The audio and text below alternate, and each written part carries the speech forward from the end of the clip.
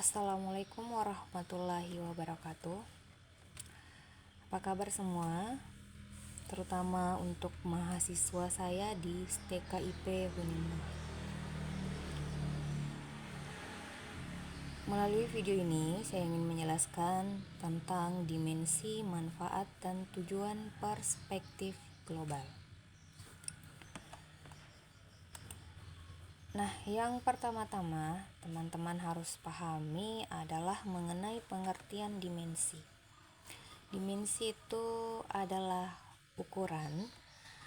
Nah, jadi kita pernah mendengar bahwa ada dimensi 1, dimensi 2, atau dimensi 3.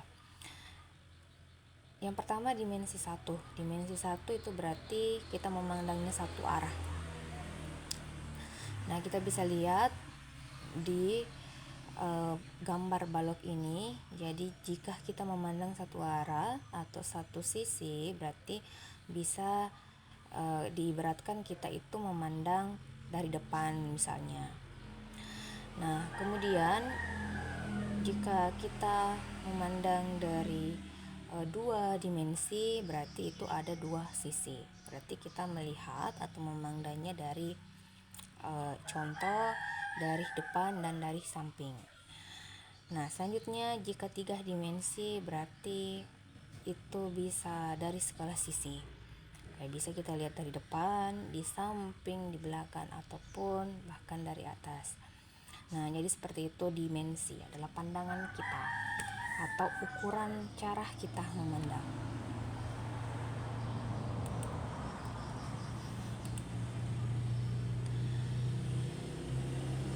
Adapun dimensi perspektif global, baik ini dari segi budaya maupun ini bisa diterapkan di pendidikan. Nah, dimensi ini ada 4. Yang pertama ada afirmasi atau penegasan, mengembangkan, partisipasi, dan memajukan kerjasama. Nah, sesuai dari pandangan mengenai dimensi, jika melihat tadi balok ini, bahwa dimensi itu ada dimensi 1, dimensi 2, atau dimensi 3. Nah, termasuk dimensi di perspektif global itu bisa kita memandang dari satu dimensi saja, atau menggunakan satu dimensi saja, 2 dimensi, ataupun kita ingin menggunakan 3 dimensi. Nah, yang pertama, jika misalnya kita ingin menggunakan satu dimensi, nah, bisa kita lihat bahwa saya hanya ingin menggunakan afirmasi atau penegasan. Jadi, jika melihat sesuatu ingin menegaskan ke diri kita sendiri, siapa ya diri saya, apa ya jati diri saya, atau apa ya karakteristik saya. Nah, masih di satu dimensi. Jika ingin melihat sesuatu dengan satu dimensi, yaitu dimensi mengembangkan, berarti kita akan memandang bahwa karena melihat sesuatu ini saya jadi semakin berkembang. Nah, seperti itu. Nah, kemudian partisipasi masih menggunakan satu dimensi, berarti ketika memandang sesuatu hal, nah, kita memandang bahwa saya ingin berpartisipasi, saya ingin bergabung ke mereka karena ada yang cocok di sana, saya ingin membantu, saya ingin lebih memahami lagi. Nah, atau yang terakhir, bahwa jika melihat sesuatu saya ingin memajukan kerjasama. Nah, supaya misalnya lebih berkembang lagi apa yang kita miliki, misalnya dari segi budaya, ataupun jika dikaitkan dengan pendidikan, misalnya ingin meningkatkan cara mengajar, nah, ingin mengajukan kerjasama, ingin memajukan kerjasama. Nah, seperti itu. Nah, itu masih masing-masing satu dimensi. Nah, bagaimana kalau 2 dimensi? Berarti kita bisa ambil 2 aspek, misalnya afirmasi dan mengembangkan. Contoh melihat budaya lain, nah muncul rasa afirmasi atau penegasan. Oh, ternyata inilah budaya saya. Ternyata budaya saya lah ini yang paling sesuai dengan saya dan saya bangga dengan budaya saya. Kemudian, mengambil satu dimensi lagi yaitu mengembangkan. Oh, karena saya melihat budaya yang lain itu sepertinya cocok dan itu bisa membuat budaya saya lebih berkembang lagi. Nah, seperti itu. Jadi 2 dimensi lagi yang dipakai. Ataupun bisa ambil 3 dimensi, misalnya afirmasi, mengembangkan, dan partisipasi, ataupun juga bisa menggunakan 4 dimensi sekaligus. Jadi ada afirmasinya, mengembangkan juga, partisipasi juga ada, dan ada juga memajukan kerjasama. Nah, jadi seperti itu. Baik, sebelum lanjut ke manfaat, jadi saya ingin jelaskan kembali mengenai aspek perspektif global. Nah, kadangkala ada yang mengatakan bahwa ketika kita sudah menggunakan proses globalisasi, maka kita itu akan mudah terpengaruh atau kita bisa meninggalkan apa sebenarnya budaya kita. Nah ini ada aspek perspektif global yang perlu tertanam di diri kita supaya kita tidak terbawa juga dengan arus globalisasi. Yang pertama adalah mengenali diri, mengenali apa sih karakter diri kita, apa sih budaya kita, apa jati diri kita.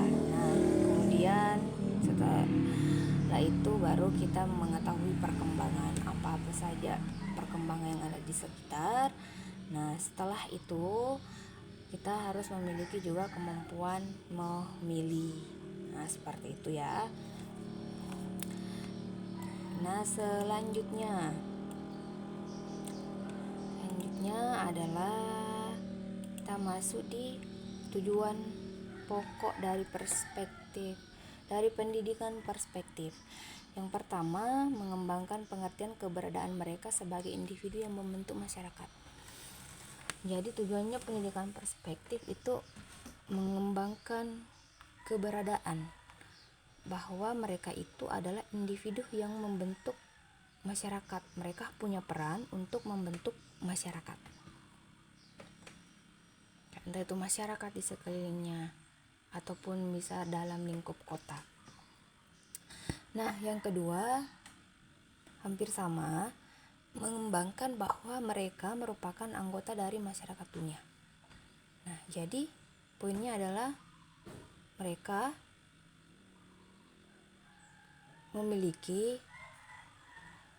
menganggap diri mereka memiliki peran sebagai anggota dari masyarakat dunia.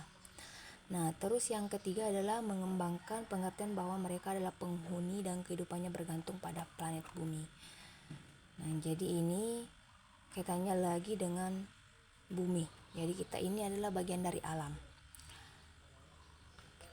Nah, selanjutnya yang ketiga ini sudah mengarah ke bagian pendidikan. Jadi diharapkan peserta didik diberi pengertian ketika nanti teman-teman sudah mengajar, mereka diberi pengertian bahwa mereka adalah partisipan atau pelaku aktif dalam masyarakat global ini. Jadi mereka peserta didik atau kita semua ini memiliki peran untuk memajukan masyarakat ataupun memajukan alam ini. Nah, yang kelima adalah mendidik peserta didik agar mempunyai kemampuan untuk hidup secara bijaksana dan bertanggung jawab. Jadi, tujuan perspektif global juga mendidik peserta didik mempunyai kemampuan untuk hidup secara bijaksana dan bertanggung jawab.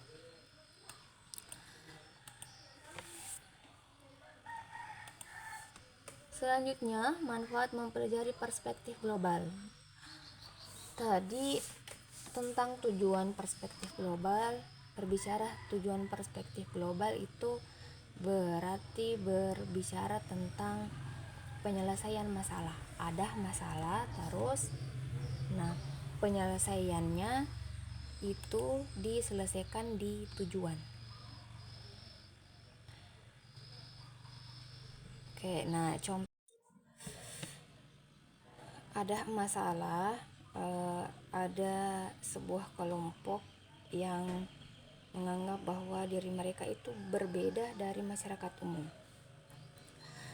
Nah, dengan adanya pendidikan perspektif itu diharapkan menyelesaikan masalah supaya mereka memiliki pemahaman bahwa mereka adalah bagian dari individu yang membentuk masyarakat.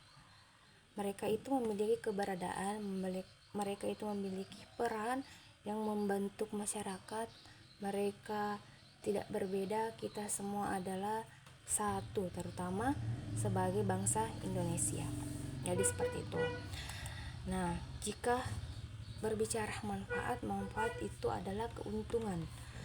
Keuntungan apa yang diperoleh setelah mempelajari perspektif global? Keuntungan yang pertama adalah meningkatkan wawasan dan kesadaran para pendidik dan peserta didik bahwa kita memiliki ketergantungan dengan orang lain di belahan bumi. Jadi kita ini memiliki ketergantungan dengan orang lain. Manusia tidak bisa hidup sendiri. Yang kedua adalah menambah dan memperluas pengetahuan kita tentang dunia. Jadi kita tahu apa sebenarnya perkembangan yang ada di dunia. Yang ketiga, mengondisikan para mahasiswa untuk berpikir integral bukan general. Nah, jadi integral itu berarti saling terkait, general berarti kepekaan dan kepedulian mahasiswa terhadap perkembangan dunia dengan segala aspeknya. Jadi yang keempat adalah melatih kepekaan dan kepedulian. Jadi diharapkan teman-teman itu untuk menalar sebuah kasus. Kasusnya adalah jika diberikan kesempatan teman-teman untuk melihat proses pembelajaran guru senior berprestasi mengajar di dalam kelas, sisi dimensi perspektif global apa yang ingin kalian kembangkan dalam diri kalian, karena tadi sudah belajar tentang dimensi. Nah, jadi saya harap teman-teman berpikir mengenai dimensi perspektif global. Nah, jadi sisi dimensi perspektif global apa yang ingin kalian kembangkan dalam diri kalian? Apakah sisi afirmasi atau penegasan atau bahkan keempat sisi dimensi. Jadi misalnya hanya ingin mengembangkan afirmasi saja atau penegasan saja atau partisipasi atau kerjasama, tapi bisa juga dua-duanya, bisa juga dua sisi, bisa tiga sisi ataupun empat sisi dimensi. Nah, setelah itu kalian jelaskan mengapa kalian memilih sisi dimensi tersebut. Nah, jadi seperti itu ya. Oke. Nah, dan dari materi-materi ini itu ada tugas individunya. Jadi saya harap teman-teman untuk kerjakan dengan baik tugas yang saya berikan. Sekian pembahasan saya mengenai dimensi, manfaat, dan tujuan perspektif global. Assalamualaikum warahmatullahi wabarakatuh.